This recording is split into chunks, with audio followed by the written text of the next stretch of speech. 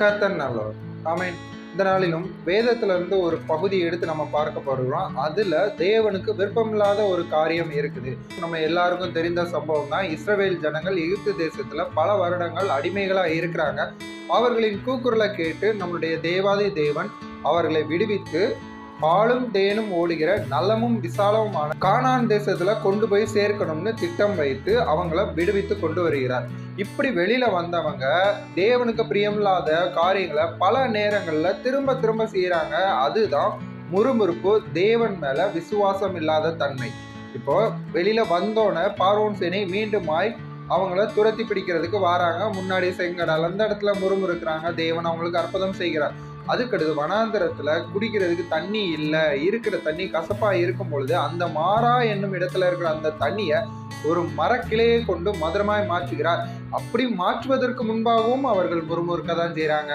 கண்மலையை பிளந்து தண்ணீரை கொடுக்கிறார். அதற்கு முன்பாகவும் அவங்க அவிசுவாசத்தோடு முறுமுறுக்க தான் செய்யறாங்க.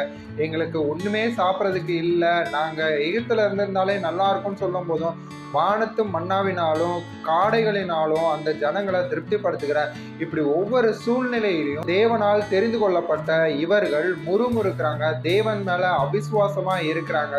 எந்த ஜனங்களுக்காக கானான் தேசம் ஏற்படுத்தப்பட்டதோ அந்த கானான் தேசத்துக்குள்ள எகிப்துல இருந்து வெளியில வந்த 2 பேர் மட்டும்தான் போய் சேர முடிந்தது. ஏன்? அவங்க 2 பேர் தான் தேவனை நம்பினாங்க, தேவனை விசுவாசித்தாங்க. எந்த ஒரு நெருக்கமான சூழ்நிலையிலையும் முறுமுறுக்கலை. மற்ற எல்லாரும் முறுமுறுத்தாங்க. என்னாலேயே எல்லாத்தையும் பார்த்து கொள்ள முடியும் அப்படிங்கிற வைராக்கியம் கொண்டாங்க. நீங்க நல்லா ஒரு விஷயம் தெரிஞ்சுக்கோங்க. இந்த வேத பகுதியில இருந்து தேவனுடைய மக்கள் முறுமுறுக்கிறாங்க. இந்த முறுமுறுப்பு அப்படிங்கிறது தேவனுக்கு பிரியமில்லாத காரியமா இருக்கிறது. வேதமே சொல்லி இருக்கிறது, கேட்கிறவன் எவனும் பெற்றுக்கொள்கிறான் அப்படின்னு. இப்போ இஸ்ரவேல் ஜனங்களுக்கு நெருக்கம் இருக்கதான் செஞ்சிச்சு, பாடுகள் இருக்கதான் செஞ்சிச்சு. ஆனா அவங்க ஒரு விசையை யோசிச்சு பார்க்கணும். நம்ம அடிமைத்தனத்துல இருந்து தேவன் எப்படி நம்மை அற்புதமாய் விடுவித்து கொண்டு வந்தாரோ, அவர் நம்மை கானான் தேசத்துல கொண்டு போய் சேர்க்கும் வரையும் நம்மை நன்மையினால் திருப்தி ஆக்குவார். எவ்வளவு நெருக்கம் வந்தாலும் கஷ்டம் வந்தாலும் அவரை நம்ம சார்ந்திருப்போம் அப்படின்னு நினைச்சிருந்தாங்கன்னா அந்த முறுமுறுப்பு வந்திருக்காது. தேவ பிள்ளைகளா இருக்கிற உங்களுக்கு நான் இன்னைக்கு சொல்றேன், தேவன் கிட்ட விசுவாசம் உள்ளவர்களாய் நீங்க எதை கேட்டாலும் தருவேன் அப்படின்னு தான் வார்த்தை சொல்லி இருக்கிறது. இன்னைக்கு அவங்க வாழ்க்கைக்கு தேவையான எல்லா காரியத்தையும் தேவனிடத்துல கேளுங்க. கடுகளவு விசுவாசம் இருந்தா போதும் தான் வார்த்தை சொல்லி இருக்கிறது.